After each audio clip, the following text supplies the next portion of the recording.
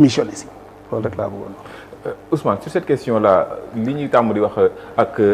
conseil constitutionnel selon ak l'Assemblée nationale lu si bëri dañ naan incompétence mais là ñi nga xamante ñoom ñoo def recours bi li ñu visé sax mooy la constitution par rapport ak article 54 est-ce que foofu gëmoo leen ni conseil constitutionnel mën na suivre cette opposition. xam nga d'abord gis nga docteur lu mu wax en fait wax na ba daaneel doo xam sax exactement c'est quoi la teneur de ses propos parce qu'en réalité. Man, je lui pose la question juste à savoir est-ce que l'administration elle est écrite ou elle est orale est-ce que administration lan la ñuy jàpp en réalité lan la ñuy jàpp tey am na suspension ba doyen d'âge bi wax ko le président Ousmane Sonko suspendre na son mandat entre-temps on a un nouveau règlement intérieur au moment de la réintégration parce que comprendre sax en fait li monsieur Sow wax parce que bu comprendre woon dëgg dina xam ni au moment bu muy suspendre ak moment bu ñu koy réintégrer beneen règlement intérieur am donc au moment de la réintégration la ñuy wax yaa ngi dégg en plus man ñii mënuma leen comprendre en fait ils ont une haine viscérale envers le président Ousmane Sonko mais du moom kese moo nekk en réalité si position boobu est-ce que dégg ngeen benn yoon que ni tas moom ak ay ñoñam dégg ngeen ni dem nañ def recours pour Momar Talla est-ce que dégg ngeen ko pourquoi personnellement moom mooy wax affaire yi il faut pas prendre les choses de façon personnelle c'est-à-dire il faut juger les actes ne pas vraiment personnifier les choses moom ñoom li ñu def lan la ñaari député nekk ci condition yooyu yow nga préférer dem attaquer kenn ki parce qu'en réalité da nga am haine viscérale haine personnelle en fait Ousmane Sonko prospérer ci dëkk bi moom la ñuy bañ a dégg en réalité yaa ngi dégg en plus mais c'est très simple ah gis nga moo tax dossier boobu noonu sujet boobu noonu man dama si bëgg sax sori parce que dama si am benn tranquillité d'esprit boo xamante ne gis nga seen président groupe parlementaire opposition bi kan la présidente bi du Aïssata Tall Sall qu'est-ce qu'elle a dit pendant la conférence de presse wax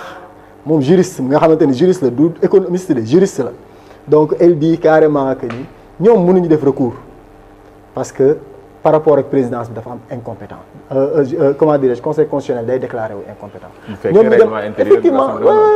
mais là ils ont visé la constitution. d'accord léegi nañ viser lu leen neex finalité bi man moo ma amal solo le fond du dossier c'est-à-dire est-ce que conseil constitutionnel compétent na wala incompétent na loolu amul problème te ils ont le droit malgré que dama jàpp ni benn personne la ñuy viser mais ils ont le droit d'aller déposer leur recours mais man li ma intéressé mooy le fond c'est-à-dire mooy est-ce que président Ousmane Sonko président bi ñu ko nommé bi ñu ko fal jaar na yoon wala jaaru yoon man dama jàpp ni ak juristes yi nga xamante ni bind nañ ko mais sa jaxate bind na ko keneen ak keneen bind na ko des juristes vraiment renommés bind nañ que ni c'est légal et ça c'est conforme avec la constitution du ma si nekk sax di werante ak ay Thierno Alassane Sall parce qu'en réalité moom problème mooy Ousmane Sonko loolu kese mooy problème et puis ñun xam nañ lan moo tax pourquoi Aïssata Tall Sall signé wu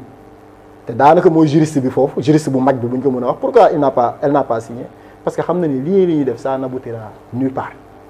te loolu mooy dëgg yaa ngi dégg sujet boobu jarul sax man je pense que vraiment on n'a pas grand chose à spéculer là-dessus def nañ seen recours que le conseil soit incompétent ou compétent en attendant ñun ñu ngi continuer di doxal suñu assemblée nationale te incha allah le président Ousmane Sonko restera le président de l'assemblée nationale. Abdoulaye Mbow sur cette question là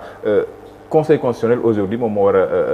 leeral li nga xamante ne moom moo xew biir assemblée nationale on évoque le cas de Ousmane Sonko en oubliant le cas de Momar Talla certes l'opposition deful recours mais bu conseil constitutionnel réagir sur Ousmane Sonko automatiquement Momar Talla du si rëcc. D'abord je suppose ba xaw ma nag ndax Momar dina si rëccam déet léegi ñu ngi xaar ndax conseil constitutionnel dina addu véritablement si li nga xam ne moo soxal réintégration du député ou non. Et véritablement son installation au perchoir. On attend de voir. Mais je dois rappeler juste 2022, parce que c'est important. Abdoulaye Daouda Diallo, Abdoulaye Seydou Sow, Aliou Ngouille Ndiaye,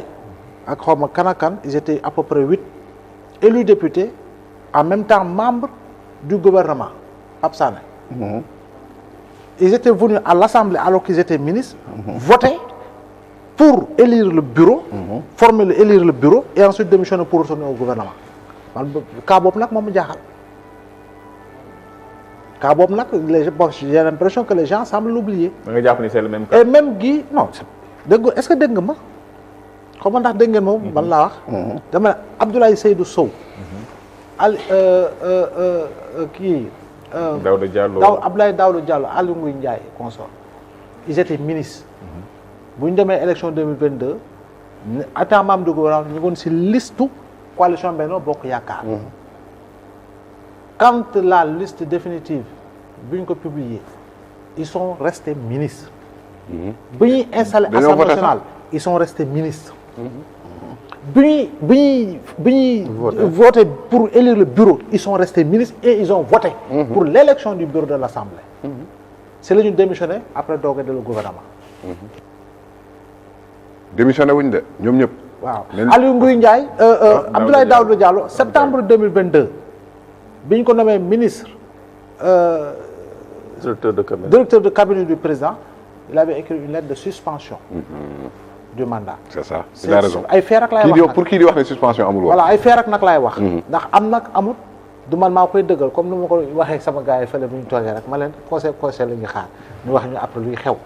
mais ñun si fee la ñuy wax donc loolu noonu dafa nekk li nga xam ne moo nekk une réalité léegi nag subitement pourquoi léegi le problème de suspension ou de démission war a posé wu alors qu'en réalité ñoom seen wàllu bopp mu bi leen falee 8 jours après waroon na fekk ñu démissionné alors que démissionné ils sont restés membres du gouvernement man je sais pas boobu léegi lu tax boobu kii yooyu amu ci woon recours parce que loolu tam c'est important léegi nag leneen li nit ki wax na xam nga perception yow bi nga siy am c'est une perception qui était personnelle mais ce n'est pas une perception largement partagée ku nekk perception bu mu si am ku nekk selon événement bi li mu laaj ak li mu ko waxee ak li am dans la réalité parce que man li may wax comme ni ma koy faral di waxee sama dëgg bopp la sama dëgg bopp du dëgg ñëpp mais xam nga man li ma retenir mooy Sonko moom il avait dit qu'il avait démissionné mais quand on a vu la vidéo du doyen Alla Kane le jour de l'installation mu ne j'ai reçu par la démission de monsieur Macky Sall j'ai reçu une demande de suspension des députés c'était Momar Talla Ndao noonu la tudd ak Ousmane Sonko am na je crois bien un troisième quoi jàppatuma tur